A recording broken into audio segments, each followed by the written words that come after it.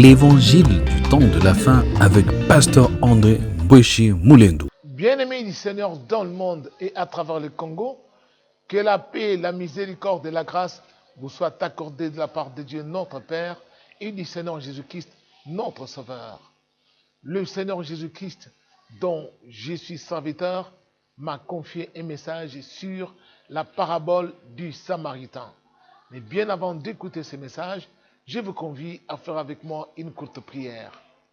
L'Éternel, désormais, notre Père Céleste, nous venons en ta présence ce matin pour écouter ce message sur la parabole du Samaritain pour que nous en comprenions le sens profond et que nous sachions comment nous comporter pour que nous puissions hériter la vie éternelle que tu nous as promise en Jésus-Christ notre Seigneur et Sauveur.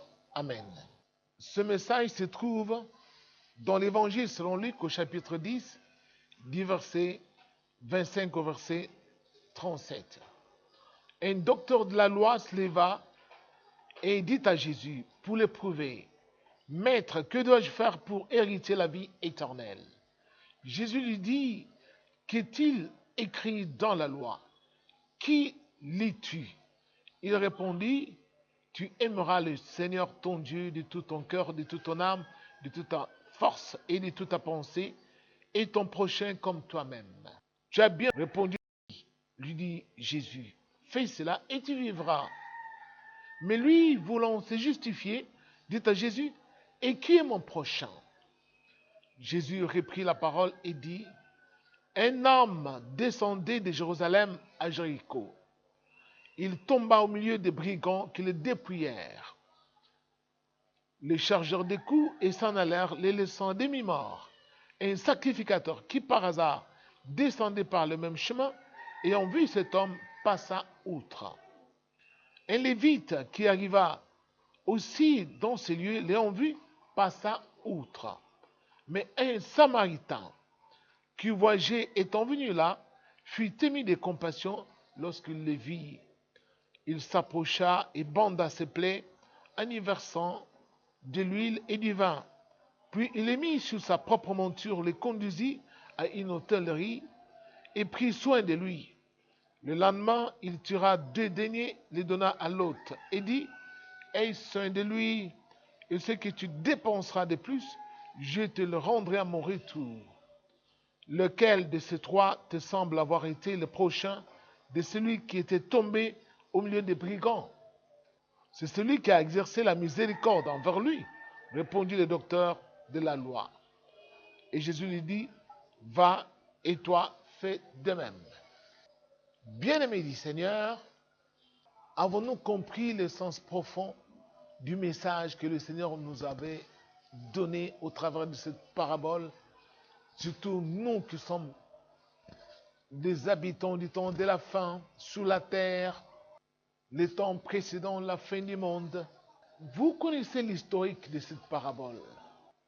Mais ce qui va nous importer ce matin, c'est ce que le Seigneur veut nous dévoiler au travers de cette parabole pour que nous sachions nous-mêmes nous juger et nous puissions nous examiner pour découvrir si nous sommes loin de ressembler aux sacrificateurs et si nous sommes loin de ressembler aux Lévites et si nous sommes vraiment des Samaritains, comme ces Samaritains.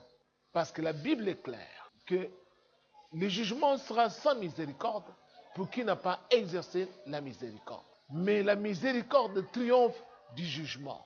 Et Jésus ira jusqu'à enseigner dans les sermons sur la montagne, heureux les miséricordieux, car ils obtiendront miséricorde. Lorsque nous lisons cette histoire, à première vue, on se dit, on connaît déjà les brigands. Bon, on ne se promène pas la nuit. Où est-ce qu'on va rencontrer les brigands? Parce que nous, on ne sort pas de notre maison la nuit. On ne peut pas rencontrer les brigands sur notre chemin. Mais voyons ce que le Seigneur envoie comme message. Qu'est-ce qu'un brigand? C'est celui qui fait mal aux hommes, non? Qui s'accapare des biens d'autrui par la force, qui est capable de créer des désagréments sur notre corps. Alors, quand on voit maintenant dans la Bible nous devons savoir ceci, que le destructeur, celui qui est à la base de la destruction, c'est qui? C'est le diable. C'est le premier brigand, c'est le premier bandit. Et souvenez-vous, dit Seigneur Jésus, enseignant en disant, le voleur ne vient que pour dérober, égorger et détruire. Tandis que moi, je suis venu pour que le brebis ait la vie et soit dans l'abondance. Eh oui, Satan, le diable, lui, il est le destructeur. Dans la Bible, nous allons maintenant voir, avec tout ce qu'on vient de jeter comme préambule, pour découvrir maintenant qu'est-ce que cette parabole nous enseigne. Y a-t-il encore des bandits qui se jettent sur les gens de nos jours, sur le chemin, les rois de coups les laissant demi-morts? Eh oui, certainement. Dans la Bible, il y en a encore. Selon les Écritures, il y en aura encore beaucoup plus, tant que les cieux et la terre subsisteront. Et qui sont-ils? Ce sont bien entendu les diables avec tous ces démons. Ils sont les premiers bandits.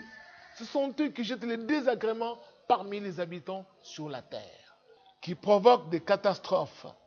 Parce que vous devez retenir ceci. Dieu n'a pas créé le monde par accident. Dieu avait tout planifié. Parce que chez Dieu, il n'y a pas de par hasard ou d'à peu près ou d'improvisation. Tout est programmé, schématisé, organisé et planifié.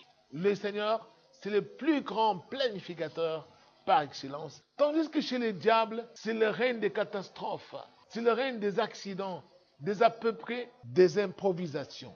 Alors, vous devez maintenant comprendre ce qui se passe sur la terre. Que les brigands sont partout. Ils sont dans la mer, ils sont dans les airs, ils sont sur les routes.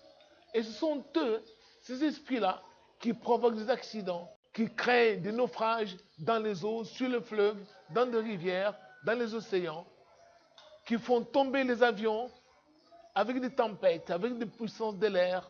Ce sont les brigands, ils sont là. Mais nous, maintenant, comment nous nous comportons quand nous trouvons les gens qui sont tombés entre les mains de ces brigands-là? Parce que les brigands sont là, ce sont les esprits méchants. Ils sont là. Ils sont là pour créer les accidents, pour créer les incendies dans des maisons.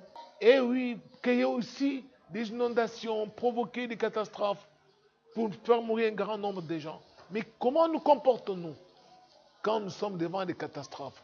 Nous allons à l'endroit ou aux endroits des catastrophes pour piller les gens.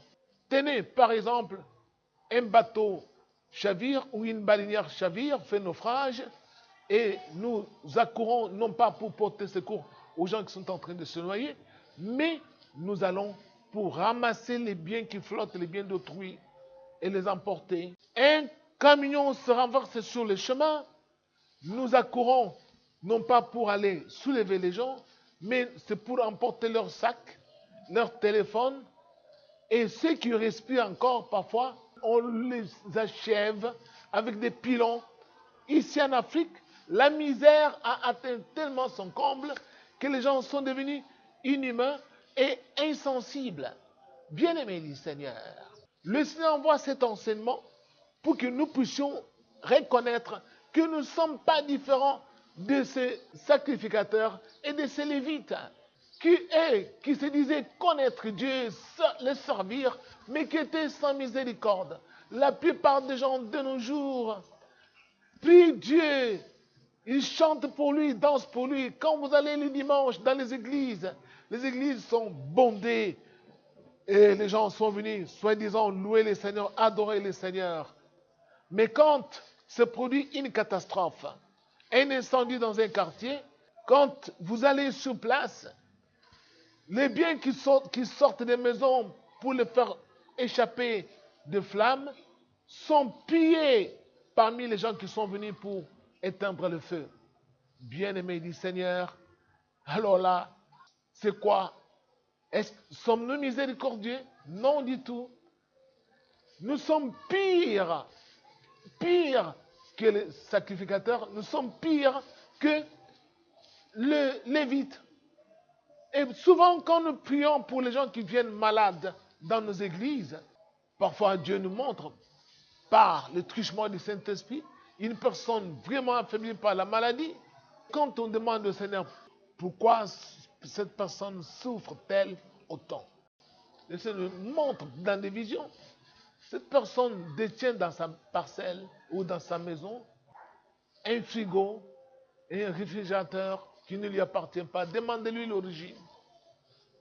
Et quand on interpelle la personne, dites-nous, dans votre maison, avez-vous un réfrigérateur blanc? Dieu nous le montre ici. Eh oui, ce sont mes enfants qui me l'avaient apporté au moment des pillages.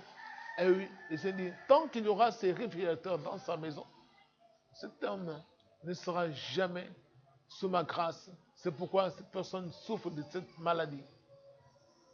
Parce que la personne à qui appartient le réfrigérateur est en train de pleurer et ces pleurs arrivent jusqu'à moi.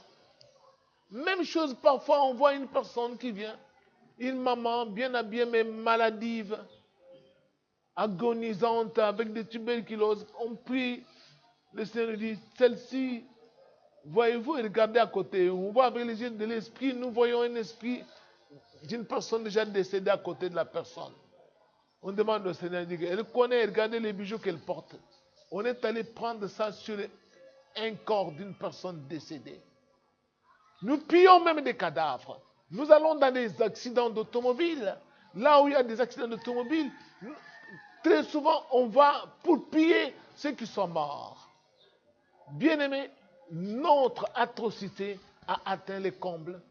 Et c'est pourquoi le Seigneur déclenche sa colère par des pandémies qui sont en train de tourner sur la terre. Il est grand temps que nous puissions prendre conscience. Quand nous allons aux endroits de catastrophes, ce n'est pas pour nous enrichir, ce n'est pas pour nous remplir les poches, ce n'est pas pour piller, mais c'est pour venir au secours de ceux qui souffrent. On ne peut pas aller à l'endroit où une maison brûle pour piller les biens que l'on sort de la maison. On ne peut pas aller à un endroit où un avion est tombé pour ramasser tous les biens qui sont là-bas et les mettre dans nos maisons.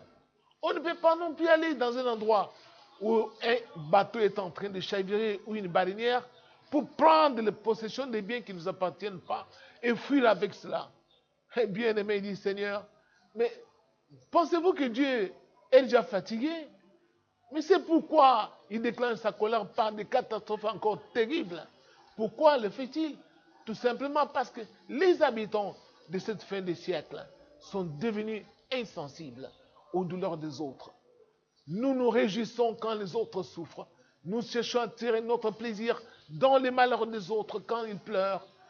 Nous sommes devenus des masochistes, des gens qui prennent plaisir dans les souffrances des autres. Et c'est pour cela que le Seigneur ne peut pas nous laisser ici sur la terre pensant que Dieu n'existe pas. On peut aller, quand il y a une inondation, lorsque les gens ne savent pas nager, même pour les transporter sur le dos, il faut donner de l'argent. Oh là là, pour porter secours à un être humain comme toi, qui ne sait pas nager, mais toi tu sais nager, il doit d'abord te donner de l'argent pour le transporter sur le dos et le faire échapper de l'inondation. C'est cette dureté du cœur que le Seigneur blâme ce matin. Si nous voulons que Dieu soit avec nous, nous devons prendre conscience que Dieu est miséricordieux et que nous devons venir en aide à tous ceux qui sont dans des souffrances au moment des catastrophes. Ne pas aller aux endroits des catastrophes pour se servir des biens d'autrui ou des gens qui gisent par terre ou ceux qui respirent encore. Il faut les achever pour qu'il n'y ait pas de témoins gênants. Oh là là, mais c'est quelle dureté du cœur. C'est ça ce que le Seigneur condamne et il envoie ce message ce matin pour que les gens puissent prendre conscience que Dieu voit tous les crimes que nous commettons sur la terre face aux gens qui sont en détresse, qui sont tombés entre les mains des brigands. Et les brigands, c'est qui? Ce sont les démons qui créent les accidents, qui créent les catastrophes sur la terre. Et c'est les diables, les destructeurs. Eh oui, bien-aimés, retenez cette leçon que ça ne suffit pas de prier, de chanter pour Dieu, de dire que, de prêcher son nom, mais sans miséricorde, on n'est pas enfant de Dieu. Et un bon samaritain, c'est celui-là qui exerce la miséricorde. Que Dieu vous bénisse. Merci beaucoup et à la fois prochaine.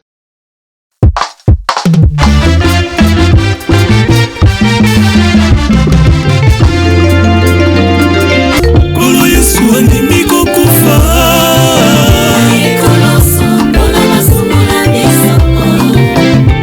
soki Satana ayebaki kufa na Yesu